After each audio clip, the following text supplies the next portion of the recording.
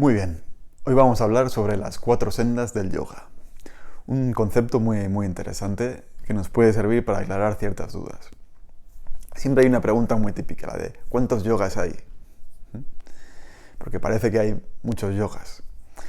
Yoga solo hay uno. Yoga es, al final, por entenderlo así, la meta. Yoga significa unión. Yoga es un estado, una meta de unión, como ya sabemos, bien sea del cuerpo con la mente, del alma con Dios, o del el Atman con el Brahman, lo que se conoce. Es una unión de lo inferior con lo superior. Cada uno puede darle el matiz que más o que mejor entienda. Ese es el estado de yoga. Luego hay diferentes sendas o diferentes caminos para alcanzar ese yoga. No hay un solo camino. Hay muchos caminos.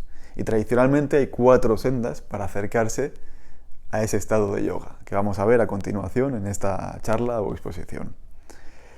¿Por qué 4? Y no 5, 6 o 3. Lo vamos a ver. Entonces, tradicionalmente es lo que se conoce las 4 sendas del yoga, que son el Karma Yoga, el Bhakti Yoga, el Jnana Yoga y el Raya Yoga. Cada una de estas sendas tiene que ver con una cualidad de la personalidad o del buscador de yoga. Porque al final no todos somos iguales en cuanto a personalidad. En cuanto a esencia, en cuanto a Atman, puede que seamos iguales. Pero cada uno al final tiene un cuerpo, una personalidad y unas características influidas o dominadas por los elementos que constituyen nuestra constitución, que son tierra, agua, fuego y aire. Entonces, esas 4 sendas nos pueden conducir más rápido o mejor hacia la meta final, que es el yoga.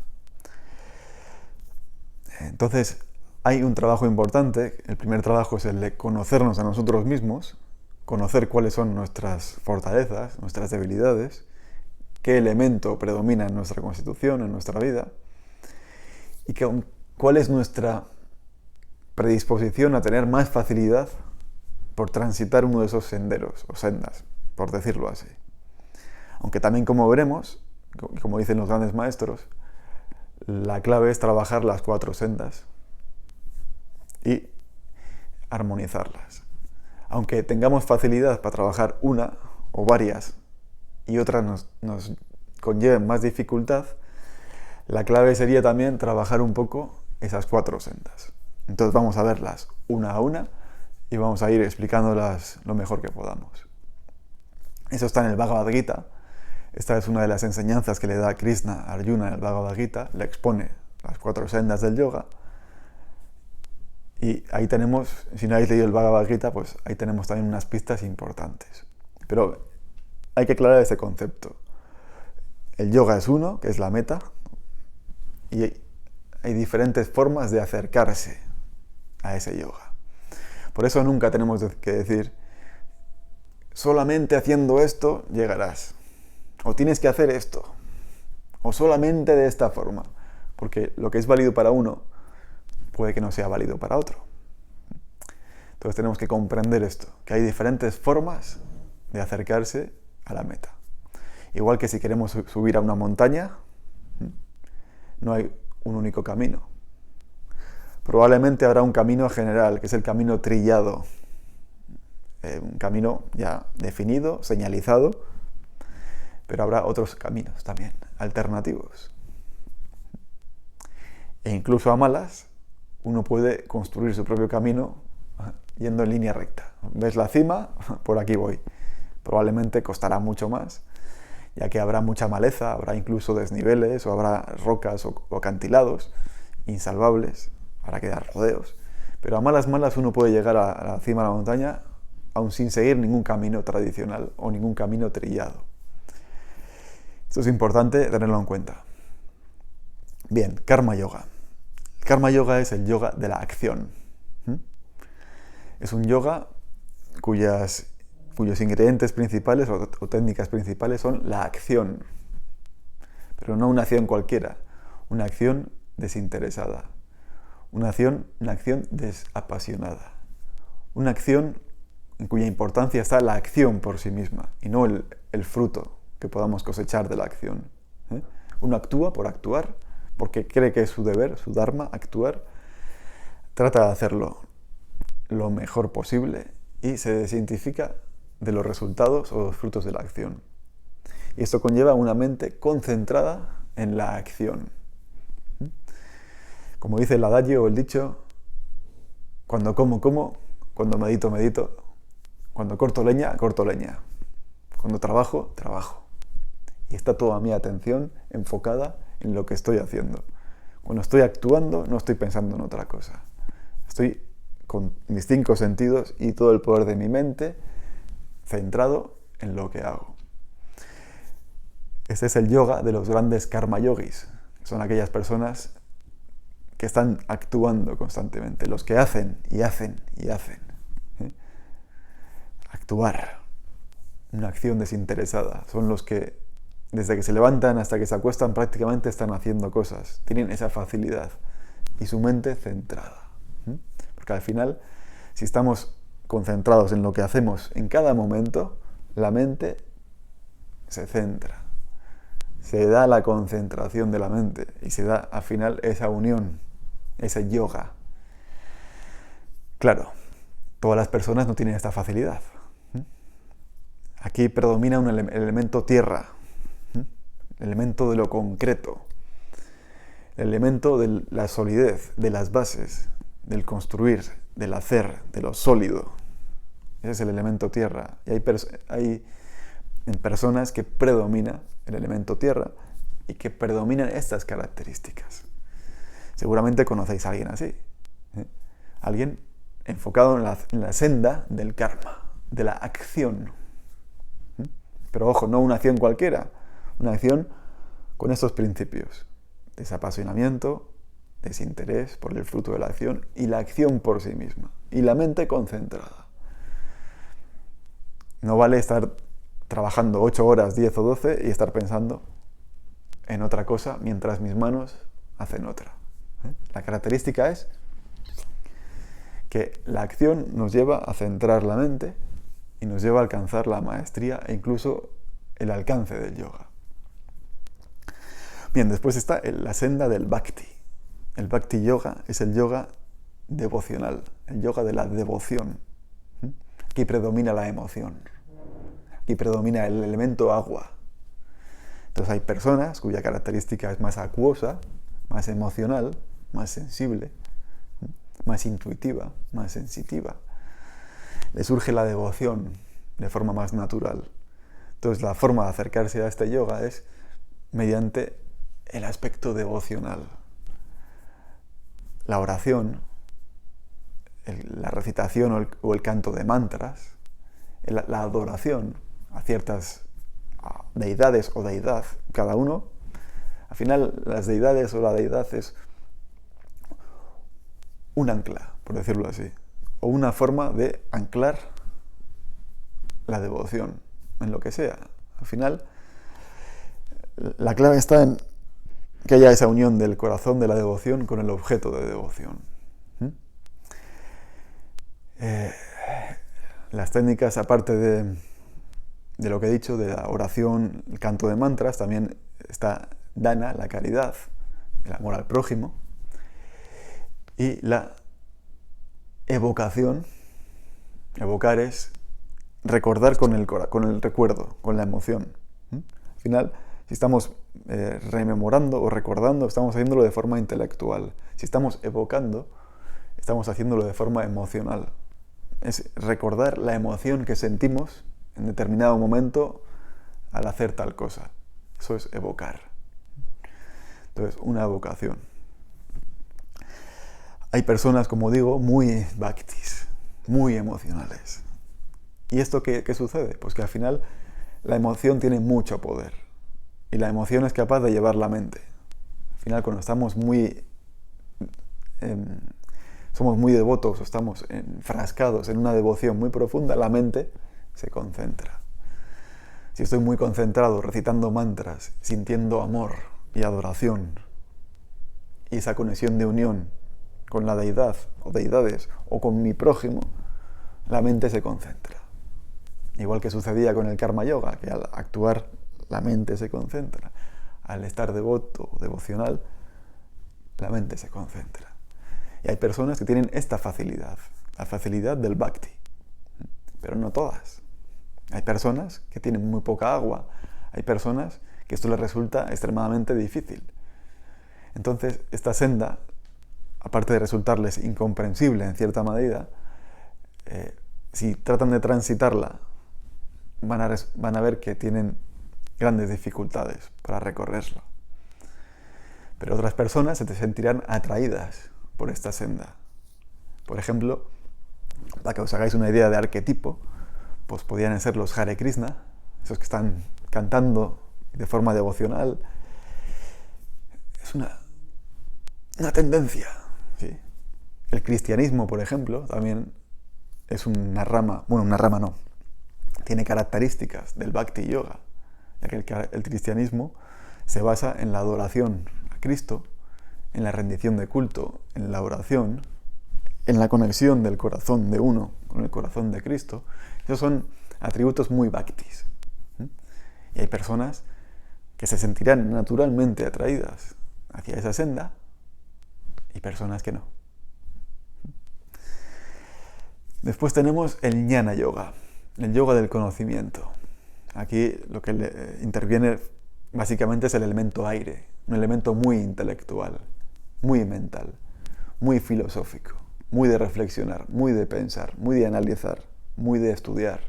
Al final, Jnana Yoga tiene la raíz de gnosis, ¿no? Gnosis, que también está en el griego antiguo y de ahí derivó al castellano, como gnóstico, tiene que ver con el conocimiento. Entonces las personas muy intelectuales, con predominio de aire, que tienen facilidad para el pensamiento abstracto, para filosofar, para debatir, para leer, se verán naturalmente inclinadas hacia el yoga del conocimiento, que es por un lado tener mucho conocimiento, mucha cultura, pero no solamente eso, también una gran capacidad de análisis, de reflexión, de juicio, de discernimiento, y ciertas técnicas de Jnana Yoga, como son, por ejemplo, el neti neti, que es el ir diciendo esto no, esto no, esto no. Es decir, se va discriminando lo que no es la verdad de lo que es la verdad. Entonces, se va reduciendo. Al principio tenemos un montón de posibilidades, un montón de hipótesis, un montón de posibilidades. Con el poder del intelecto se va discriminando. Esto no, esto no, esto no, esto no. Se va analizando, se va viendo, se va observando de forma intelectual, hasta que se llega a que solo queda lo que queda, que es la verdad. Eso hace que todo el poder de nuestra mente se enfoque en el conocimiento, en esa vía intelectual. Esto, pues como las demás sendas, habrá gente que tenga esta predisposición y gente que se pierda en ese sendero del Jnana Yoga, que se pierda porque le falta esa característica de aire o no es su fuerte. El Jnana Yoga es un sendero difícil, porque requiere, aparte de una gran inteligencia, la mente bien amovelada, como se dice. Hay personas que se pierden en el conocimiento. Demasiado conocimiento nos pierde, si no hay un poco de solidez en ese conocimiento. Y hoy en día más todavía, debido al exceso de información. Hay tanto exceso de información que cuesta tanto separar el grano de la paja, discernir lo real de lo irreal, discernir la información de la desinformación, de la contrainformación, discernir la realidad de la ilusión.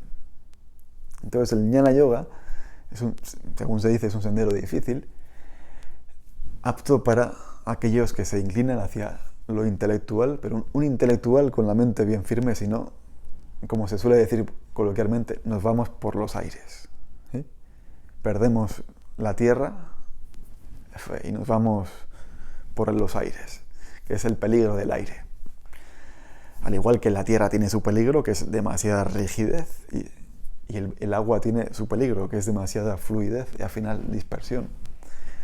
Pero bueno, este camino pues tiene eso. Y como cuarto camino tenemos el Raya Yoga, el yoga de síntesis, el Ashtanga Yoga de Patanjali, el yoga real, el yoga de la meditación. Aquí predomina el elemento fuego. Fuego es un elemento de síntesis. Entonces, el Raya Yoga lo hemos explicado mucho en los Yoga Sutras de Patanjali. Y el Raya Yoga, por decirlo así, es la síntesis de estos tres caminos y el método de meditación o de concentración más o menos científico. Científico no en el término de la ciencia occidental, sino de aplicar una metodología especialmente orientada a la concentración de la mente. Entonces, en el Raya Yoga se incluye las técnicas de concentración, meditación y también las técnicas de Hatha Yoga, como una forma de trabajar primero el cuerpo y después la mente. Es como un sendero inferior del Hatha Yoga, inferior sin ser despectivo, como preludio, un Hatha Yoga para ir preparando el cuerpo, ir preparando el sistema nervioso, el sistema psicofísico, y después, mediante las técnicas de concentración, meditación, atacar o trabajar la mente. Entonces estas son las 4 sendas tradicionales del yoga, que como veis tienen esa definición y ese propósito. No están al azar, no son 4 porque sí, son 4 porque son arquetipos universales atemporales: tierra, agua, aire, fuego. Dicen, como he dicho antes, los grandes maestros, que lo ideal es trabajar todas las sendas un poco, siempre teniendo en cuenta cuáles son nuestros puntos fuertes, en aquello que podamos avanzar más y aquello que nos cueste más. Y aquello que nos cuesta más no tenemos que descuidarlo, ni decir, no, es que yo tengo poco de este elemento, me cuesta mucho esto, lo descuido y me enfoco en aquello que tengo más facilidad. Eso está bien, eso nos ayuda a avanzar, pero no hay que descuidar lo que nos resulta difícil, ya que muchas veces suelen ser esas nuestras grandes lecciones, trabajar aquello que nos cuesta. Si a uno le cuesta el bhakti, el estado devocional, y tiene más facilidad para lo intelectual o para el Raya Yoga, la concentración, la meditación, no tiene que descuidar ese aspecto, tiene que trabajarlo poco a poco, trabajarlo, informarse sobre él, tratar de trabajarlo, pero siempre siendo consciente de eso, de que no es su punto fuerte y no puede enfocarse solamente ahí. Tiene que enfocarse en su punto fuerte y complementarlo. Al final, como decían algunos maestros, entre ellos Swami Sivananda, la maestría se alcanza con el dominio de los 4 senderos, el equilibrio y el desarrollo, especialmente en aquello que es tu punto fuerte. Y Sivananda recomendaba, como no, el Raya Yoga, el yoga de síntesis. Al final el fuego es sintético, el fuego es como la cocina.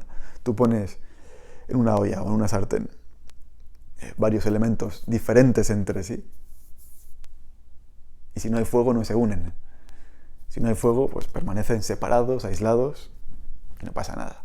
Si le das fuego, se cocinan, se unen, se mezclan los sabores, se mezclan las texturas, se unen, y de ahí surge algo nuevo. Esa es la síntesis. Y por eso también la importancia del Raya Yoga, la importancia de las técnicas del Raya Yoga y Hatha Yoga para preparar cuerpo y mente para llegar a la unión. Y por eso el Raya Yoga es más fácil enseñarlo, porque está definido y es válido para todos. Todos pueden practicar el Raya Yoga si conocen la técnica y se ponen a ello. Pero, insisto, tenemos también que conocer las demás sendas y tratar de practicarlas. ¿Cómo? El yoga de la acción el karma yoga, todos hacemos algo, todos trabajamos en algo. No estamos todos las 24 horas del día en casa sin hacer nada o tumbados en el sofá.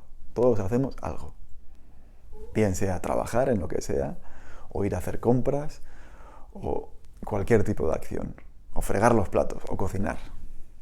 Pues en ese momento aplicamos el karma yoga, que es el yoga de la acción. Es decir, estoy concentrado en lo que estoy haciendo.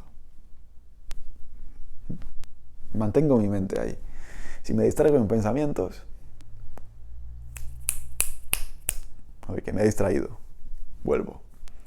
Y trato así de concentrar la mente. Es un trabajo de concentración.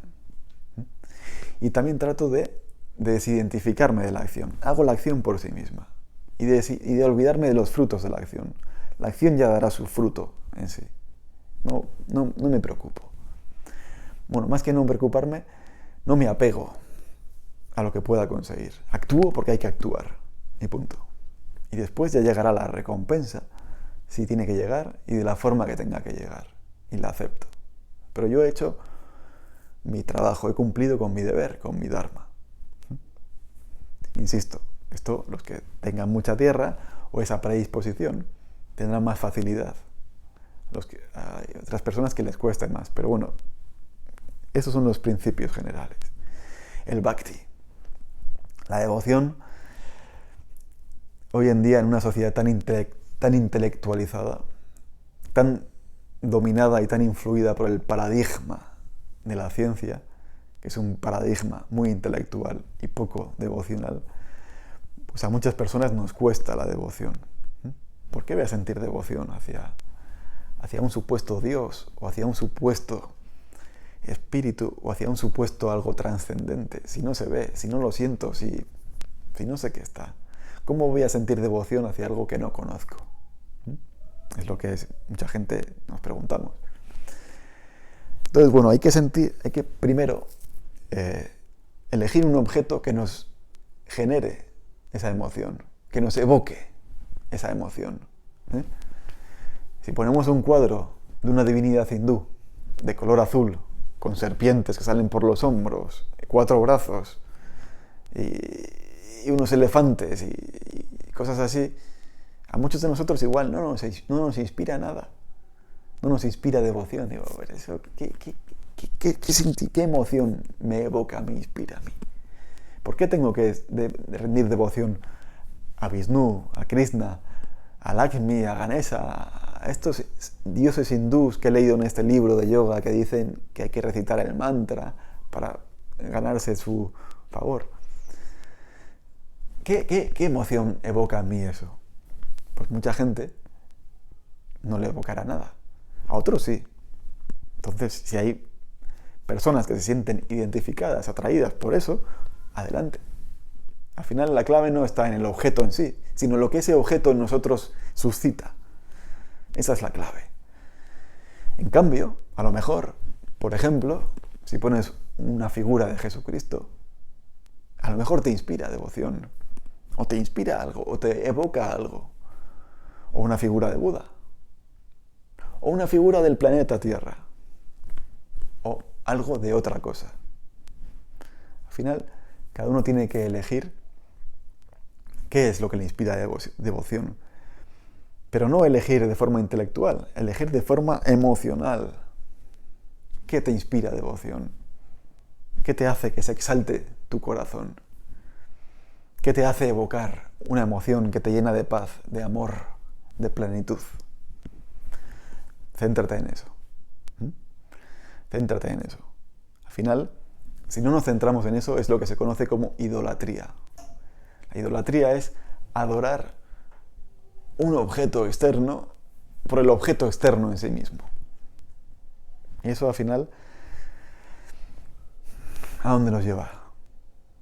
Céntrate en aquello que tu corazón se siente atraído, en lo que sea. Si es algo de la cultura hindú, hindú. Si es de la cultura islámica, islámica. Si es de la cultura cristiana, cristiana. Si no es de nada de eso, de nada de eso. Si es de la nueva era, de la nueva era. Si es de algo más trascendente o más difuso o más abstracto, a eso. Si te atrae el humanismo, el planeta Tierra con su biodiversidad, los animales, los seres, la vegetación, un futuro mejor, más justo, más humano, pero sin asociarlo con ningún Dios o imagen de Dios. Porque al final a Dios no lo conocemos. Lo que podemos conocer son imágenes o arquetipos de Dios que nos atraigan o susciten esa devoción. Esa es la clave. Sentir esa evocación, sentir esa emoción y hacer que esa emoción arrastre tu mente y la concentre. Pero, ojo, hay que conocerse. Cada uno tiene que conocerse. Hay gente, yo puede que me incluya también entre ellos, que la devoción nos cuesta muchísimo. Nos cuesta muchísimo la devoción. Porque no encontramos o tenemos dificultad en encontrar algo, bien sea una figura, una idea, un concepto, que nos haga que nuestro corazón se enaltezca o que alcancemos una evocación que haga que surja la devoción de forma natural, ese bhakti. Y eso hace que la mente se concentre. Dicen también que los que tienen un bhakti poderoso tienen más facilidades que nadie para llegar a la meta, más rápido. Porque al final la emoción es un motor muy poderoso. La emoción es muy poderosa. La emoción es capaz de arrastrar cuerpo y mente. Cuando uno desea algo, y lo desea con poder, lo desea, al final todo va en esa dirección. Imaginaos que os gusta a alguien, una chica o un chico, y lo deseáis con todo vuestro corazón, o sea, con todo vuestro deseo. Al final, ¿qué pasa? Que todo confluye ahí. Hay una acción poderosa, es como una lupa, como un rayo láser. Todo se concentra. Si conseguimos igualmente sentir ese deseo, esa devoción por algo trascendental, por algo espiritual, por algo más allá, la personalidad va como un rayo láser hacia ahí. Pero también, ojo con los peligros del agua, que es que se puede desviar, ¿no? Al final es todo emoción, todo potencia, pero hace falta dirección, hace falta marcar bien el camino, el timón, y el timón es la mente. El timón es enfocar esa fuerza en la dirección adecuada. La mente, el jnana yoga, lo mismo. Empezar por leer, por estudiar, el svadhyaya, el estudio, leer. Hay personas que les cuesta mucho leer, que les cuesta mucho estudiar, que les cuesta mucho guardar la información, retener la información, entender la información. Eso también se trabaja, un trabajo mental. Igual que hay gente que tiene mucha facilidad para leer y para entender y para comprender y para sintetizar. Y no solamente ya leer no lo es todo. Para reflexionar, para tratar de atisbar las cosas profundas en las cosas.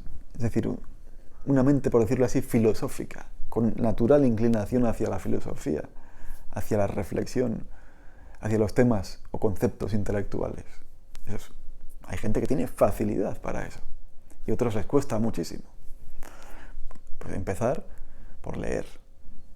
Si no entendéis el párrafo, lo volvéis a leer. Os ponéis una rutina intelectual en vuestro día a día. Una rutina intelectual de estudio, de tratar de comprender, de reflexionar, de discurrir, de discernir.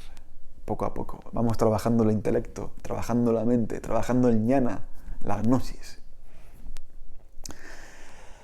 Y lo mismo, el intelecto también tiene sus peligros, como he dicho antes, que nos puede llevar, y es el mayor el pie por el que cojean la mayoría de intelectuales. Que hay tanto intelecto que se van. Y les falta poner un poco de tierra y les falta poner un poco de agua. Y por último, la síntesis, el fuego. Trabajar el Raya Yoga. Trabajar el yoga que está escrito y definido en el Ashtanga, en los 8 peldaños que nos dejó Patanjali. Los yamas, los niyamas, las asanas, el pranayama, el pratyahara, el dharana, el dhyana, el samadhi. Esa ciencia del Raya Yoga. Tratar de aplicarlo. ¿Cómo? Pues lo que venimos enseñando, o lo que se enseña en la mayoría de escuelas de yoga. Técnicas de Hatha Yoga, técnicas asanas, técnicas pranayama, respiración, técnicas de relajación, técnicas de concentración de la mente, técnicas de meditación, para poco a poco ir disciplinando y ir alcanzando maestría en ese arte de la concentración, ese arte de trabajar la mente, ese arte del Raya Yoga. Y con este trabajo, con estas sendas de aproximación, pues vamos llegando poco a poco a la meta. Vamos llegando poco a poco a la cima de la montaña, por esas sendas, esas 4 sendas trilladas. A ser posible, sintetizar las 4. Igualmente, habrá personas que no sigan ninguna de estas sendas. Son los maverick, son los librepensadores, son los que siguen el camino del guerrero, que es un camino no trillado. Pero siempre habrá algo de esto, porque esto no está al azar, esto no es algo arbitrario. Esto no es algo que hayan dicho unos cuantos hindús de la India. Es algo para todas las épocas, todos los lugares, porque es algo inherente al ser humano. Fuego, aire, tierra, agua, mente, corazón, emoción, acción. No tiene más misterio. Y aunque sean caminos nuevos o caminos solitarios, individuales, siempre tendrán algo de esto. Siempre. Porque ya os digo, no es algo que alguien se haya inventado. No se ha inventado nadie de esto. Esto se ha descubierto, es así. Es como decía el Buda. El Buda decía, mi enseñanza es como una barca para cruzar un río. Es un medio, no un fin. Tenemos que cruzar al otro lado del río. Porque nuestra meta, nuestro destino está al otro lado del río. Pero ¿cómo cruzamos al otro lado del río? Pues hace falta un medio. Hay personas que podrán cruzarlo nadando. Hay personas que necesitarán una barca. Una barca para cruzar el río. Ese es el sendero, esa es la senda. Unos necesitarán una barca muy grande, otros una barca más pequeña, otros una barca con vela, otros con remos. No importa. Lo que importa es el medio para cruzar. Y como decía Buda, y una vez que hemos cruzado el río, hay que dejar la barca, porque ya ha cumplido su función. La barca simboliza la enseñanza, o el medio para llegar al fin. Estas son las sendas del yoga. Las 4 sendas tradicionales del yoga. No al azar, no 4 porque sí.